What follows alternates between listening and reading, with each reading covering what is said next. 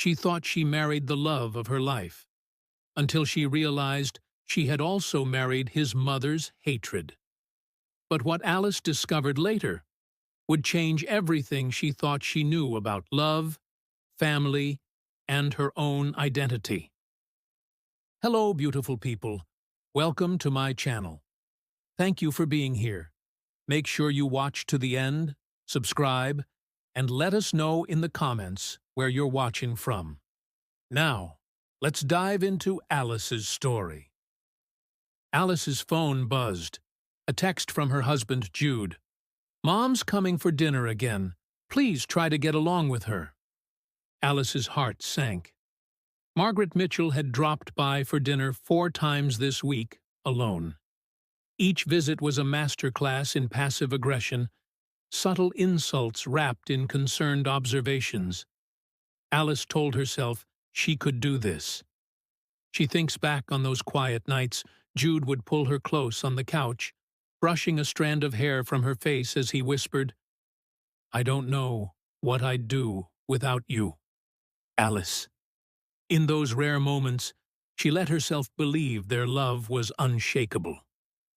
There were mornings when Jude would surprise her with her favorite coffee, kissing her forehead before rushing off to work. She held on to those gestures, tiny fragments of the man she thought she had married. That evening, Alice arrived home to their modest 2-bedroom house to find Margaret Mitchell already seated at the kitchen table. Her perfectly coiffed silver hair not a strand out of place, her pale blue eyes scanning Alice with the precision of a hawk searching for prey. "Oh, Alice," Margaret said, her voice dripping with false sweetness, "I was just telling Jude about Patricia Whitman. You remember Patricia, don't you, Jude? The lawyer? She just made partner at Henderson and Associates." Jude, tall and lean with dark brown hair that fell slightly over his forehead, looked uncomfortable. His hazel eyes darted between his mother and wife. "Mom, please." "What? I'm simply making conversation." Margaret turned to Alice with a smile that never reached her eyes. "I'm sure your work at the library is fulfilling, dear.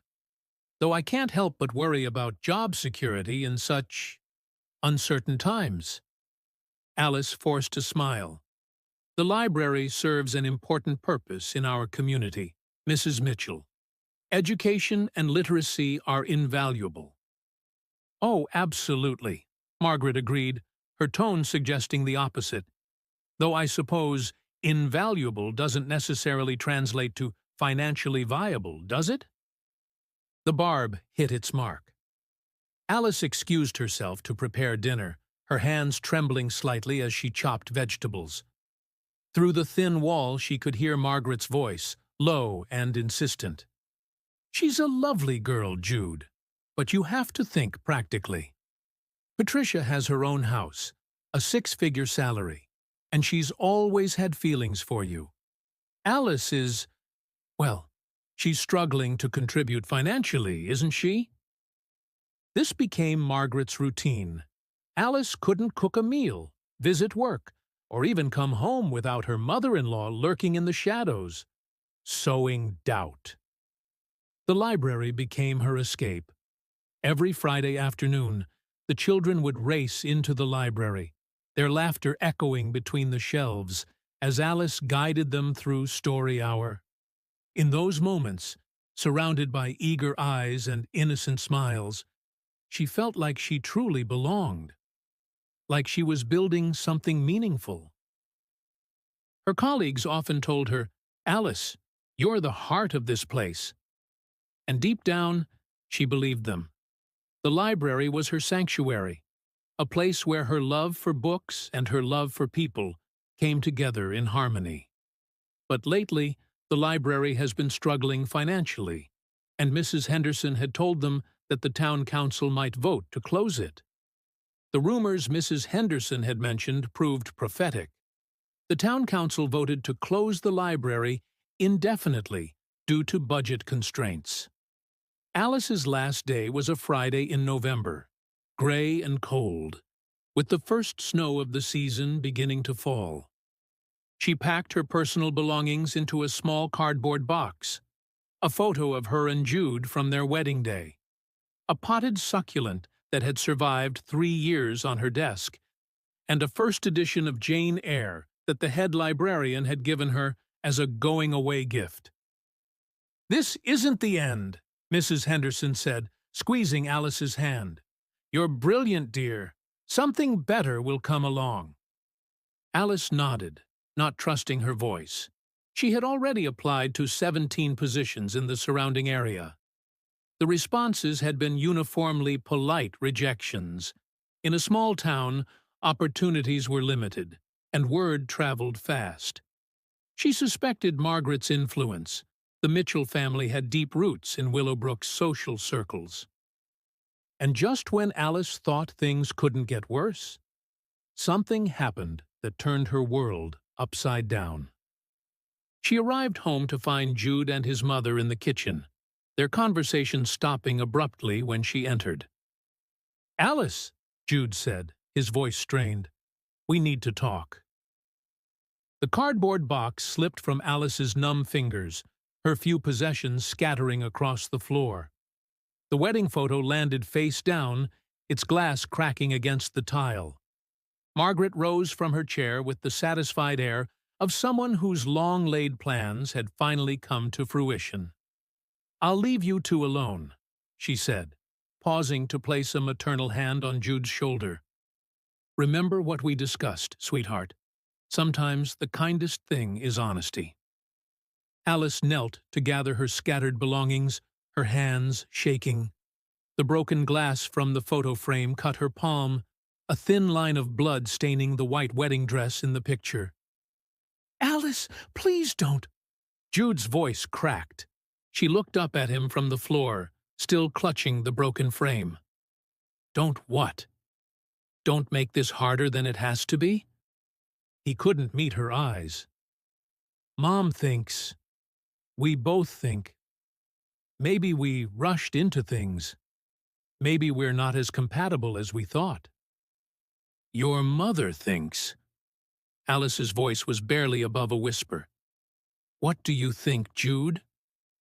The silence stretched between them, filled with all the words he couldn't say. Finally he spoke. "Patricia offered me a position at her firm. Better pay, better opportunities. But she wants to know that I'm serious about building a future. A real future." Alice felt the last piece of her heart crack like the glass in her hand. "And a real future doesn't include an unemployed librarian?" "That's not—" "You're putting words in my mouth." "Am I?" Alice stood slowly, blood from her cut palm dripping onto the floor.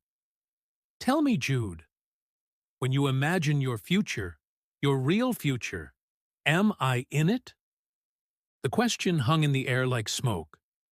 When Jude finally answered, his voice was so quiet, she almost didn't hear it. "I don't know anymore." Alice nodded once, a sharp, decisive movement. "Then I guess we have our answer."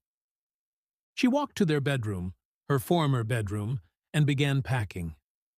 Jude followed, hovering in the doorway like a ghost of their former life. "Alice, where will you go?" She folded her clothes mechanically, each movement precise and controlled. "That's no longer your concern." "Don't be like this. We can figure something out. Maybe you could stay until you find another job, until you get back on your feet." Alice turned to face him, and he stepped back at the look in her eyes.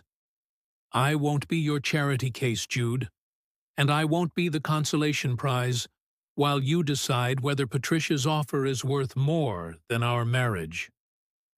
She zipped up her suitcase and walked past him toward the front door. On the threshold, she paused without turning around. "Tell your mother she won." The door closed behind her with a soft click that sounded like the end of the world. "Do you think Alice made the right decision in walking away?" Or should she have fought for her marriage? Alice's savings lasted exactly 6 weeks. She had found a small studio apartment on the wrong side of town, the kind of place where the heat worked sporadically, and the neighbors were either too loud or suspiciously quiet. The rent was cheap by necessity, but even cheap became impossible when no income replaced it. Her job applications had yielded nothing. The few interviews she managed to secure felt perfunctory, going through motions with predetermined outcomes. In a town where everyone knew everyone, Margaret Mitchell's whisper campaign had been devastatingly effective. Alice was unstable, unreliable, someone who abandoned her responsibilities. The eviction notice appeared on her door on a Tuesday morning in January. She had 3 days. Alice sat on the thin mattress that served as her bed and sofa, staring at the official document. Outside, snow fell steadily, blanketing the world in deceptive purity.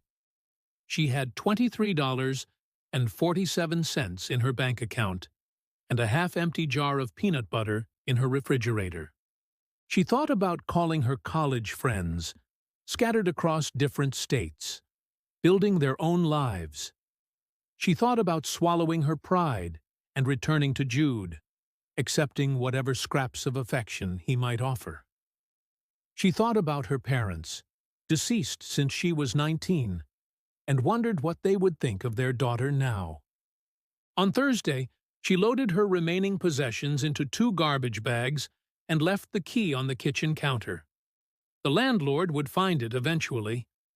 Willowbrook in winter was beautiful and merciless. Alice walked through the town center, past the closed library with its dark windows reflecting her ghostly image, past the coffee shop where she and Jude used to share Sunday morning breakfasts, past the hospital where he still worked, oblivious to her current situation. She found herself at the town park, sitting on a bench beneath a street lamp. The snow continued to fall, each flake a tiny, perfect star that melted the moment it touched her skin. This was rock bottom. This was what defeat felt like. Alice pulled her thin coat tighter around her shoulders and closed her eyes, trying to remember what hope felt like. Alice woke to the gentle touch of a hand on her shoulder and the rich aroma of fresh coffee. "Miss? Miss? Are you all right?" She opened her eyes to find a man crouching beside the bench, concern etched in every line of his weathered face.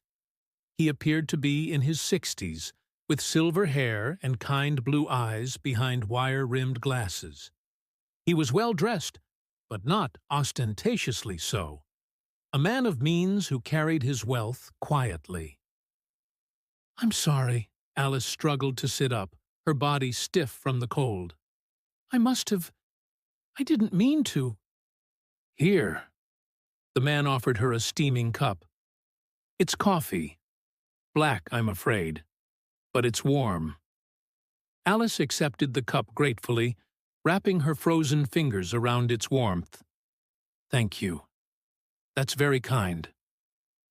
"I'm Thomas," the man said, settling onto the bench beside her. "Thomas Blackwood. I was taking my morning walk when I saw you. Forgive me for asking, but have you been out here all night?" Alice nodded, not trusting her voice. Thomas studied her face carefully, his expression growing more concerned. "When did you last eat?" Yesterday. I think." "Come with me." Thomas stood, extending his hand. "I have a house not far from here. You can clean up, get warm, have a proper meal." Alice hesitated. A lifetime of caution warred with desperate need. "I don't want to impose. You don't even know me." "You're right, I don't," Thomas agreed. "But I know what it's like to be alone in the world. And I know that everyone deserves basic human kindness, regardless of their circumstances." There was something in his voice, a depth of understanding that suggested personal experience with loss. Alice found herself standing, accepting his offered hand. Thomas's house was a revelation. Nestled on the outskirts of town, it was a sprawling colonial surrounded by mature oak trees. The interior was warm and inviting, filled with books, art, and the comfortable clutter of a life well lived. "The guest bathroom is upstairs, first door on your right," Thomas said. "Take all the time you need. I'll prepare something to eat." Alice stared at her reflection in the bathroom mirror. Her hair was matted, her clothes wrinkled and dirty. Her eyes looked hollow, haunted. She barely recognized herself. The hot shower was a luxury she had forgotten existed. She stood under the stream of water until her skin turned pink, washing away weeks of accumulated despair. Thomas had left clean towels and a thick robe outside the door. Downstairs, she found him in the kitchen, humming softly as he prepared scrambled eggs and toast. The domestic scene was so normal, so peaceful, that Alice felt tears sting her eyes. "Feeling better?" Thomas asked, glancing over his shoulder. "Much, thank you." Alice sat at the kitchen island, suddenly ravenous. "I don't understand why you're helping me. You don't know anything about me." "I know you're educated. Your vocabulary gives you away. I know you're proud. You didn't ask for help even when you desperately needed it. I know you've been hurt recently. There's a particular kind of pain that comes from betrayal by someone you trusted." Thomas set a plate in front of her. "And I know you have nowhere else to go, or you wouldn't have been sleeping in a park in January." Alice ate slowly, each bite a small miracle. "You're very perceptive. I've lived a long life. You learn to read people." Thomas poured himself coffee and sat across from her. "Tell me, what did you do before this?" "I was a librarian. The town library closed, and my husband and I, we separated." The words came haltingly, but they came. "Ah." Thomas nodded knowingly. "And finding work has been challenging?" "Impossible, actually." Alice's laugh was bitter. Small towns have long memories and longer tongues. They sat in comfortable silence for a moment. Then Thomas spoke. "I have a proposition for you, if you're interested. I'm getting older, and this house is far too large for one person. I could use help with cleaning, organizing, meal preparation, general household management. The position would include room and board, plus a salary. Nothing extravagant, but enough to help you get back on your feet." Alice stared at him. "You would trust a stranger in your home? Would you steal from me?" "Of course not." "Would you harm me?" "Never." Thomas smiled. "Then you're not really a stranger, are you? You're simply someone I haven't known very long." Alice felt tears spill down her cheeks. "I don't know what to say." "Say yes. Everyone deserves a second chance." Living with Thomas Blackwood was like discovering a hidden world within the world Alice thought she knew. Alice found herself settling into a routine that felt both foreign and familiar. She had never been anyone's housekeeper, but the work came naturally to her. She organized Thomas's extensive book collection, discovering first editions that belonged in museums, prepared meals, learning that he had a preference for simple, well-executed dishes, and maintained the house, marveling at the quality of everything from the Egyptian cotton sheets to the Italian marble countertops. Thomas, for his part, proved to be the ideal employer. He was respectful of her space and privacy, genuinely interested in her thoughts and opinions, and generous with both praise and patience as she learned the ropes of household management. Slowly, Alice began to heal. The constant anxiety that had plagued her final months with Jude began to fade. She slept through the night for the first time in months. Her reflection in the mirror started to look like herself again.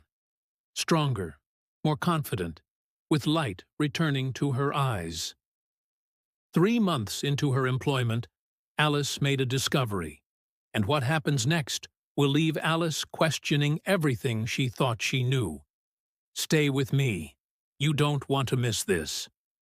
She was cleaning Thomas's office when her fingers brushed against something wedged between the dusty books. She froze. Whatever it was, it didn't belong there. And once she pulled it free, Alice's world would never be the same. It was a picture frame, and she retrieved it.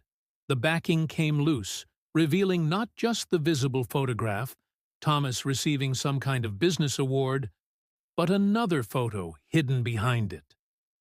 This second photograph took Alice's breath away. It showed a young woman who looked exactly like Alice herself, standing next to a man who could only be a much younger Thomas. The woman was wearing a nursing uniform, and both were smiling broadly at the camera. On the back of the photo, in faded ink, someone had written, "Thomas and Diana Blackwood, 1978. Alice sank into Thomas's desk chair, staring at the photograph. The resemblance was uncanny. Not just similar, but identical. Same eyes, same smile, same bone structure. It was like looking at herself in a vintage costume. I wondered when you would find that. Alice spun around to find Thomas standing in the doorway, his expression unreadable. "I'm sorry," she stammered. "I didn't mean to pry. The frame fell and—" "Alice!" Thomas's voice was gentle but firm. "We need to talk." "Alice, there's something you need to know. Something I should have told you long ago."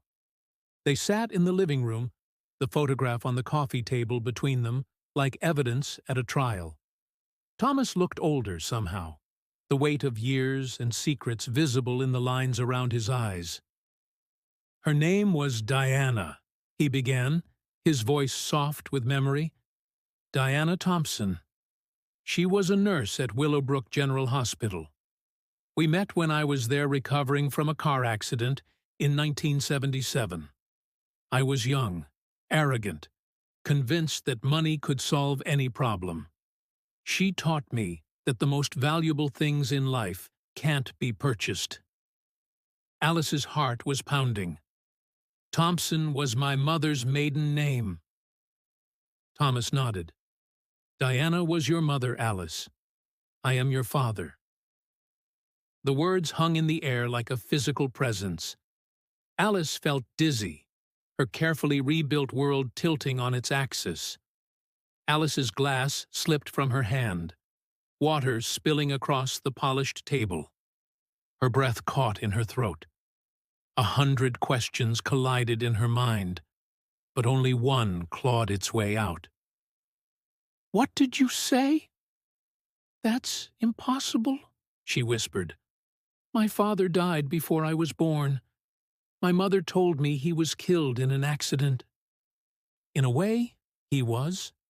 Thomas's voice was heavy with regret. "The man I was before I met your mother, selfish, focused only on building my business empire, that man did die. But by the time I realized what truly mattered, it was too late."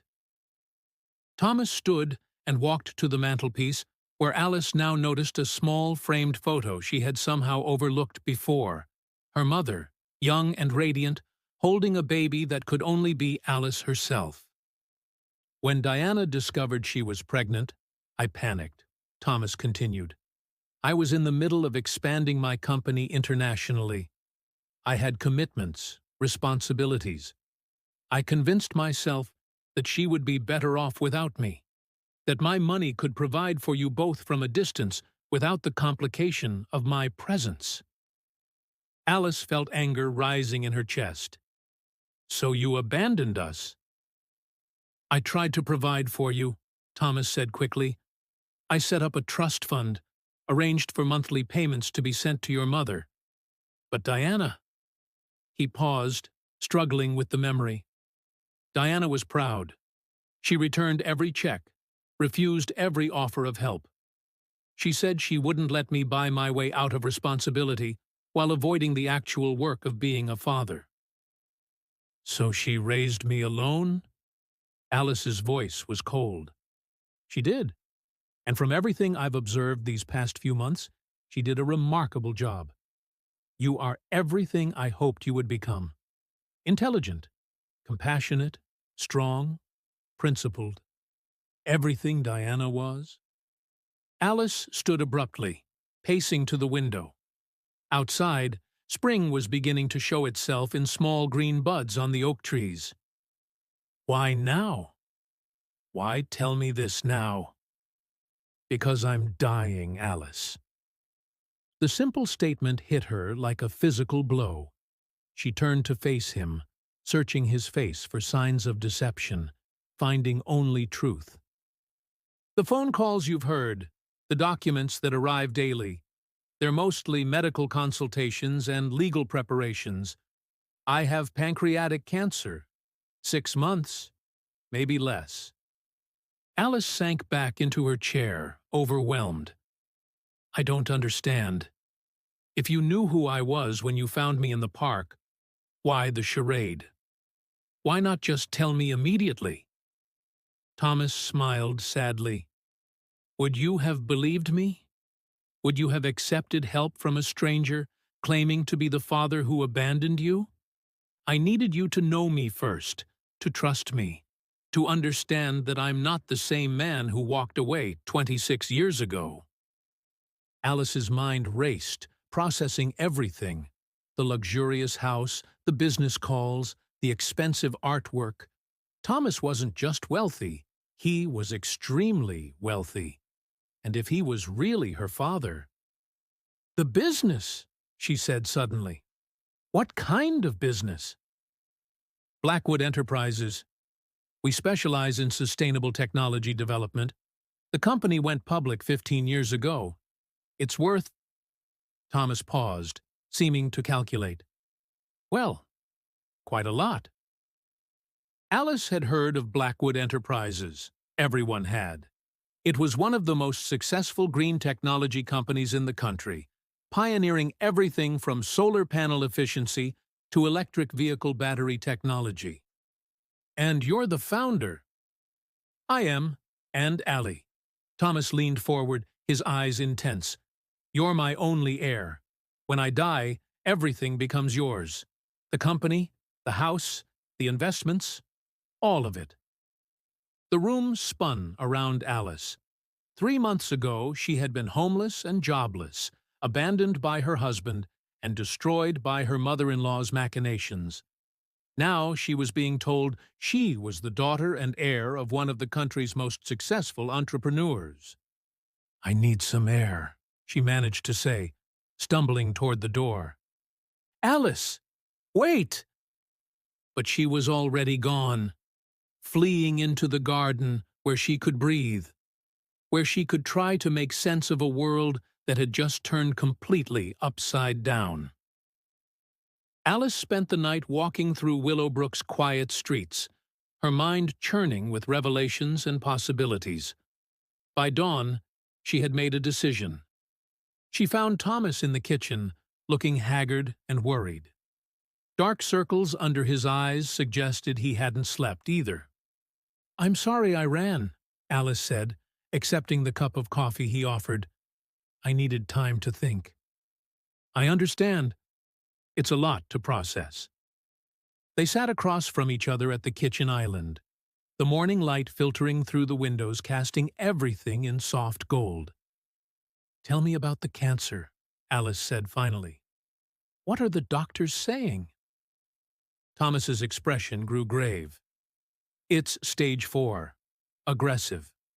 I've opted not to pursue treatment. At my age, the cure would likely be worse than the disease. I want to spend my remaining time living, not fighting a battle I'm unlikely to win. Alice nodded, surprised by how much the news hurt.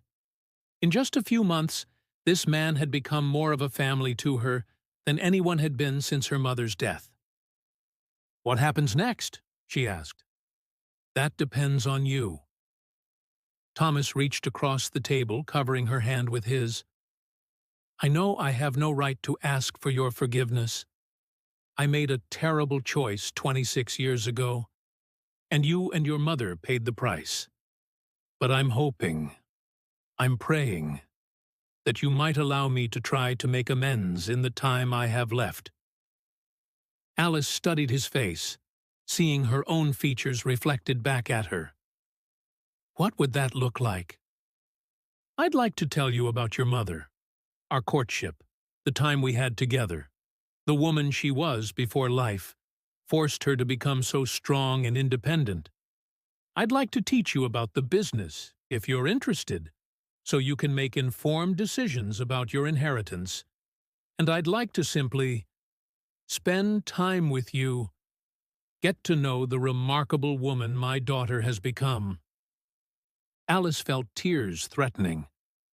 "And if I can't forgive you, if I can't just pretend that abandoning us was okay, then I'll respect that," Thomas said quietly. "Forgiveness can't be demanded or earned. It can only be given freely, if and when you're ready." Alice was quiet for a long moment, wrestling with decades of hurt and anger. Finally, she spoke. "I can't promise forgiveness. Not yet. But I can promise to try. I can promise to listen, to learn, and to give you the chance you're asking for." Thomas's eyes filled with tears. "That's more than I deserve." "Maybe," Alice agreed, "but it's what I can offer." Would you forgive a father who appeared out of nowhere after decades of absence? Or would you push him away? Let us know in the comments. The following months transformed Alice in ways she had never imagined possible. Thomas, despite his illness, proved to be a patient and thorough teacher. He began with stories of her mother, how Diana's laugh could light up a room, how she never passed a homeless person without offering help, how she had dreams of traveling the world but was content to find adventure in books when circumstances made travel impossible. "She would have been so proud of you," Thomas said one evening as they sat in his library, sharing a bottle of wine and looking through old photo albums. "Your love of literature, your dedication to helping others through your work at the library, you're so much like her." Slowly, Alice began to understand the scope of her inheritance. Blackwood Enterprises wasn't just successful, it was revolutionary. Thomas had built the company on the principle that environmental sustainability and profitability weren't mutually exclusive. The company held patents on dozens of green technologies and employed thousands of people worldwide. "The board of directors has been informed of the succession plan," Thomas explained during one of their business meetings. "They're curious about you, naturally, but they're prepared to work with you when the time comes." Alice found the prospect both thrilling and terrifying. "I don't know anything about running a multinational corporation." "You don't need to know everything immediately," Thomas assured her. "That's what advisors and department heads are for. What you need is vision, integrity, and the wisdom to surround yourself with people smarter than you in their areas of expertise." As Thomas's health declined, their conversations became more urgent, more meaningful. He shared his regrets, not just about abandoning Alice and her mother, but about missed opportunities for human connection in his single-minded pursuit of success. "Don't make my mistakes," he urged her one afternoon as they sat in the garden, watching the summer flowers bloom. "Success without love is just expensive loneliness." Alice had been thinking about love, or rather, its absence, quite a lot lately. She occasionally saw Jude around town, usually from a distance. He looked unhappy, she thought, though she tried not to care. Through the small-town gossip network, she had learned that his relationship with Patricia had ended after a few months. Apparently, Patricia had decided that Jude lacked ambition and had moved to a larger city to find better prospects. The irony wasn't lost on Alice. Jude had destroyed their marriage for the promise of security and status that had proven to be as illusory as everything else Margaret Mitchell touched. As autumn arrived, Thomas's condition worsened. He spent more time resting, more time in doctor's appointments, but he remained determined to prepare Alice for her future role. That night, Alice stood at her bedroom window, looking out over the town that had both embraced and rejected her. Somewhere out there, Jude was probably lying awake in their old house, his house now, perhaps wondering what had become of her. Somewhere, Margaret Mitchell was sleeping peacefully, satisfied with her victory, unaware that the woman she had destroyed was poised to transform their entire world. The thought should have brought Alice satisfaction. Instead, it left her feeling hollow. Revenge, she realized, was far less appealing when you actually had the power to pursue it. Thomas died on a Tuesday morning in November, peacefully in his sleep, with Alice holding his hand. The funeral drew hundreds of people, business associates from around the world, local residents who had known Thomas as a quiet benefactor of community causes, employees who spoke of his fairness and vision.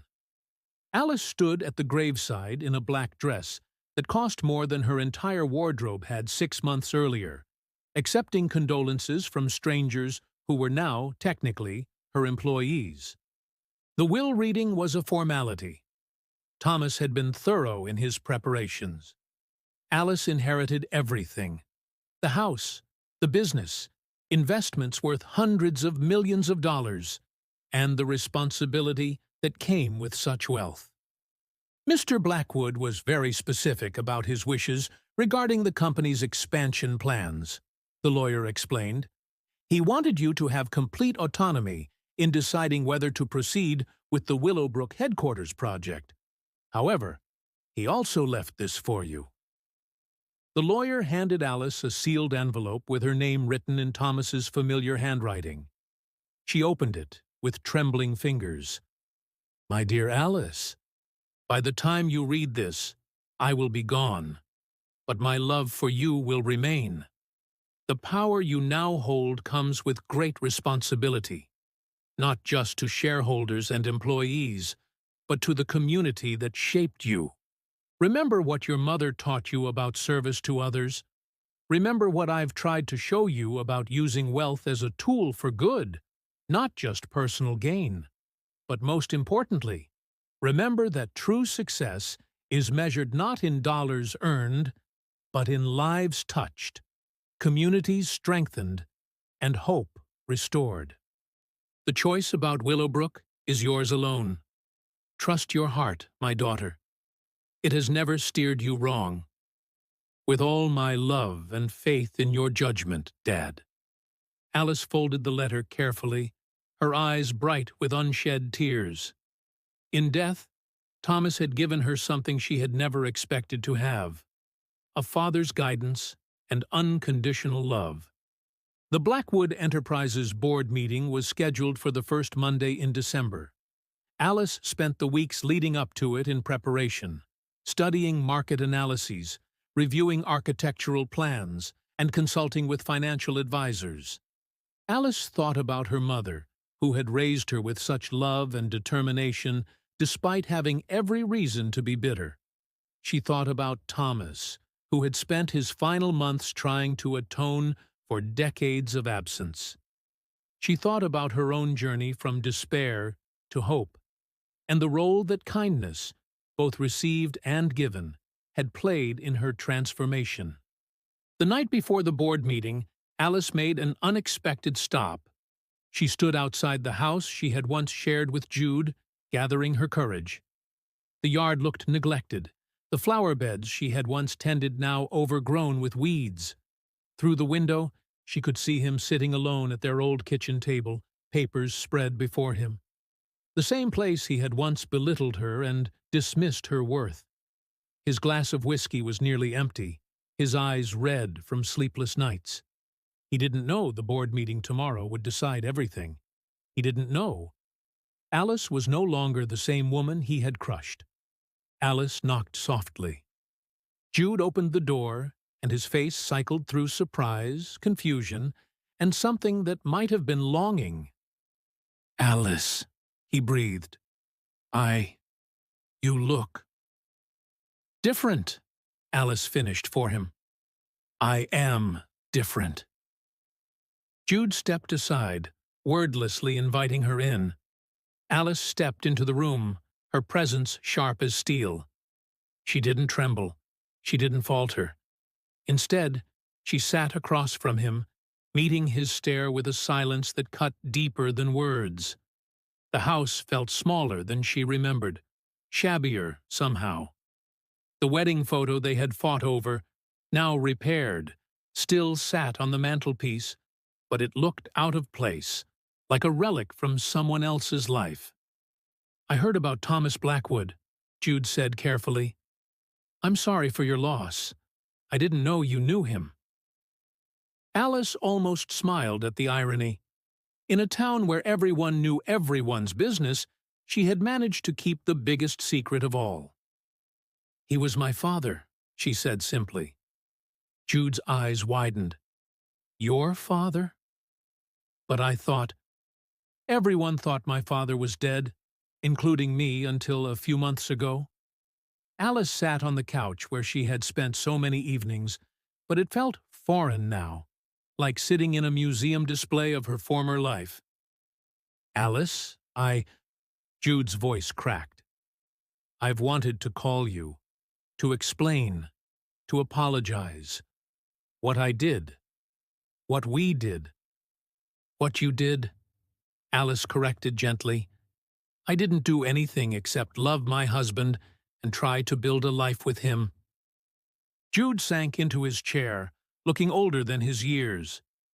"Patricia left, you know, 2 months after you did. Turns out she wasn't interested in a small-town accountant after all. She wanted someone with vision and ambition." "I'm sorry," Alice said, and meant it. "Are you? Really?" Jude looked at her with desperate hope. "Because I've realized what I threw away. I've realized that you were everything I needed, and I was too stupid and too weak to fight for what we had." Alice felt a familiar ache in her chest, but it was distant now, like the memory of old pain rather than fresh wounds. "Jude," she said softly, "what we had was real. The love was real. But the man who loved me, really loved me, wouldn't have let anyone, including his mother, poison that love. The man I fell in love with would have stood up for his wife, would have built a life based on partnership rather than fear." "I can change," Jude said desperately. "I have changed. This time alone, losing you, losing Patricia. It's taught me what really matters." Alice studied his face, seeing the sincerity there, but also seeing the weakness that had always been present beneath the surface. "Maybe you have changed," she said, "but I have too. And the woman I am now, she needs a partner who was already strong enough to choose love over fear, who didn't need to lose everything to understand what he had." Jude's face crumpled. "So there's no chance? No possibility of us finding our way back to each other?" Alice stood, smoothing her coat. "I came here tonight to say goodbye, Jude, to both of us, and to the life we might have had. You're a good man with a kind heart. You deserve love, and you'll find it, with someone who fits the life you're ready to live." At the door, she turned back one final time. "For what it's worth, I forgive you. Both of you. Holding on to anger was poisoning me, and I choose to let it go. As Alice walked away from the house, she felt lighter somehow, as if she had set down a heavy burden she hadn't realized she was still carrying. The boardroom buzzed with impatience. Older men in crisp suits exchanged skeptical glances, their eyes darting toward Alice as if she were an uninvited guest in her own father's empire. The weight of generations, of legacy and expectation, pressed against her shoulders, but Alice stood tall. She placed her notes on the polished oak table, her voice calm, steady, unshaken. Gentlemen, I am not here to prove myself to you. I am here to lead this company into a future you can't yet imagine. Silence swept the room.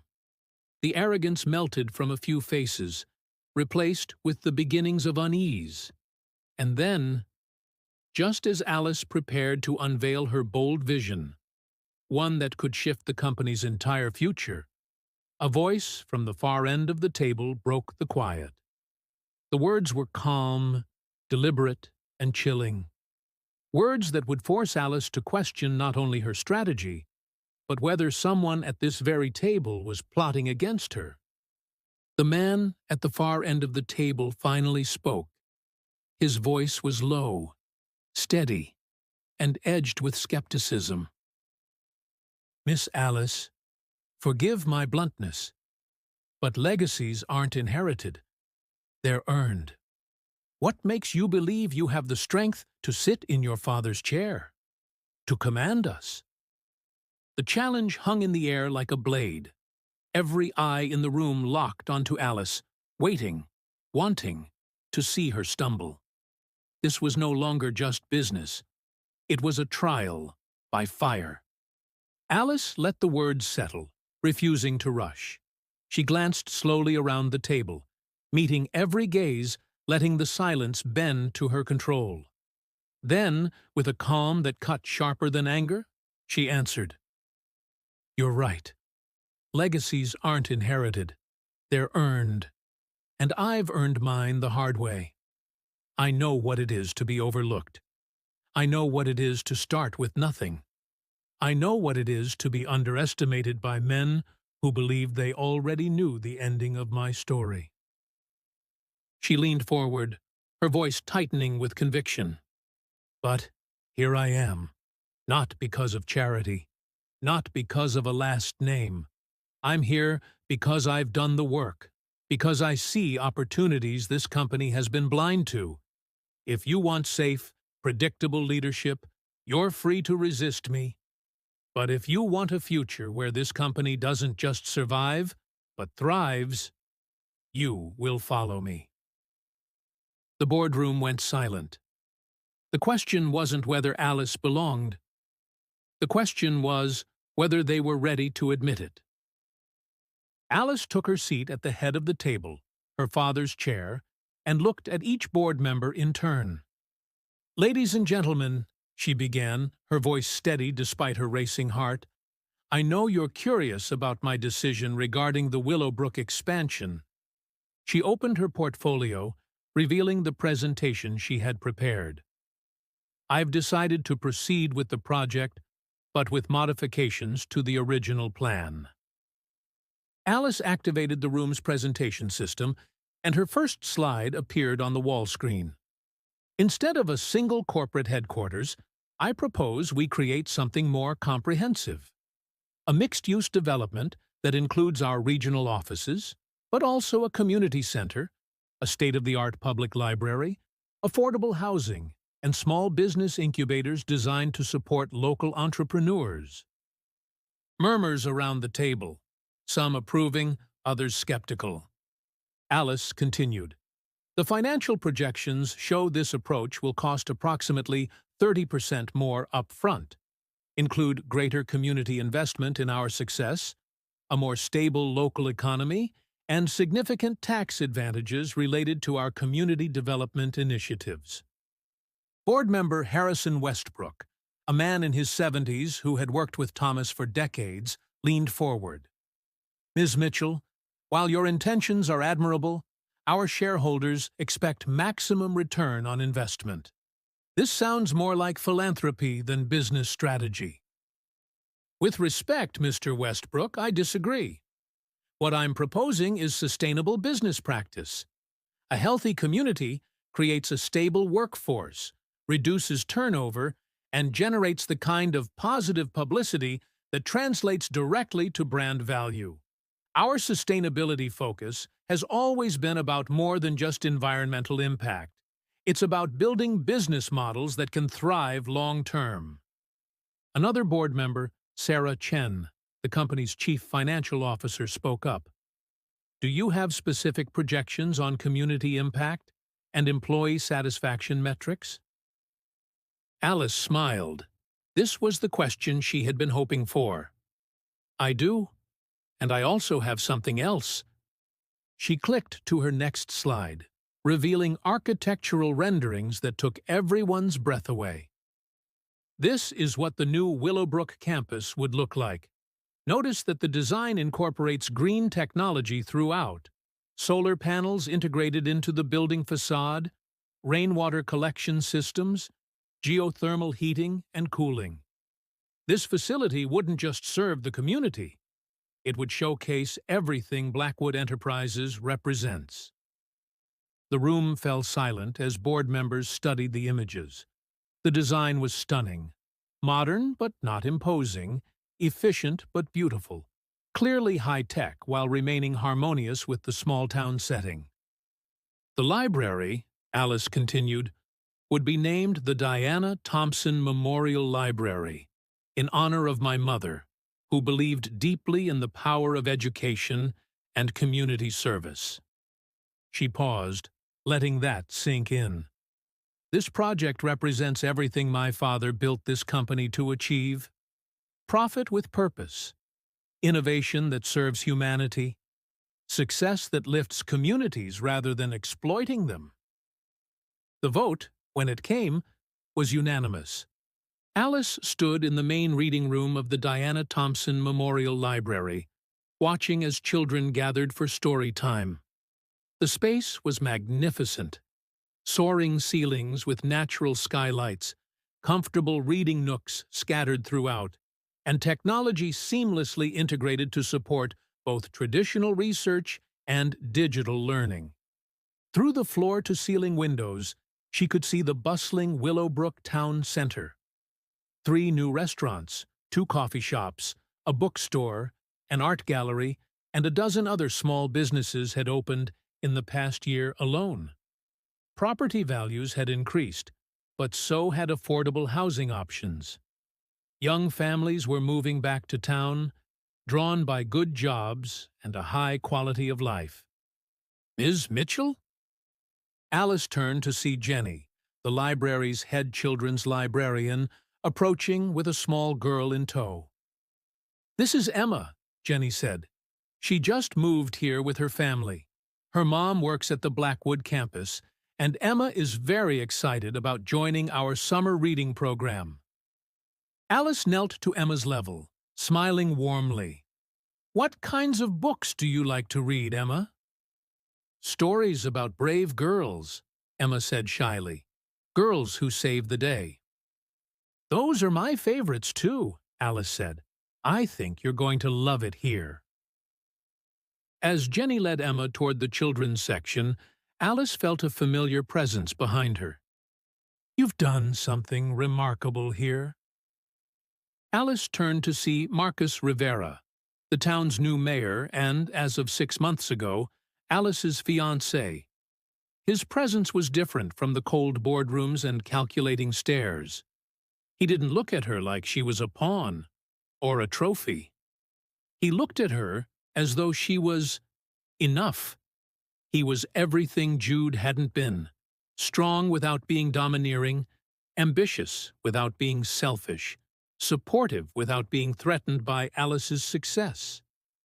We've done something remarkable, Alice corrected, accepting his kiss on the cheek.